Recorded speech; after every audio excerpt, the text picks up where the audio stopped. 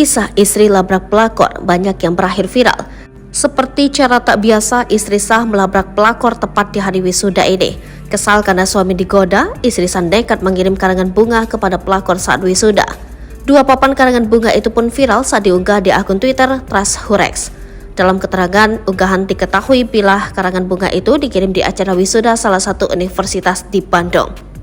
Sebagai bentuk kekesalan karena ulah pelakor, dua netizen ini mengirimkan karangan bunga untuk merayakan kelulusan si pelakor di pendidikan strata 2. Karangan bunga itu langsung ditaruh di area wisuda di Sasana Budaya Ganesha, Institut Teknologi Bandung, dan menjadi viral di media sosial.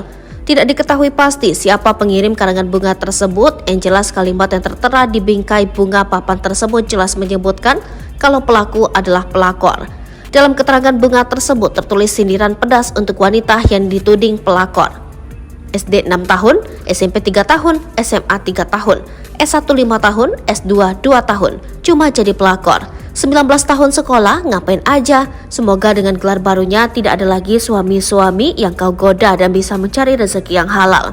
Tak hanya satu, ada dua karangan bunga, namun karangan bunga kedua berbunyi, Happy Graduation for Pelakor. Nama si pelakor namun di-blur. Dari istri yang kau goda suaminya, semoga dengan gelar barunya bisa untuk mencari nafkah yang halal.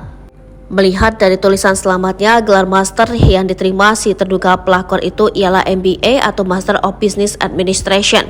Gelar tersebut merupakan satu linier dengan SE atau sarjana ekonomi. Sementara itu, akun Twitter Trust Hurex juga menegaskan pada para netizen yang menyimak unggahannya untuk mencari lokasi peristiwa ini.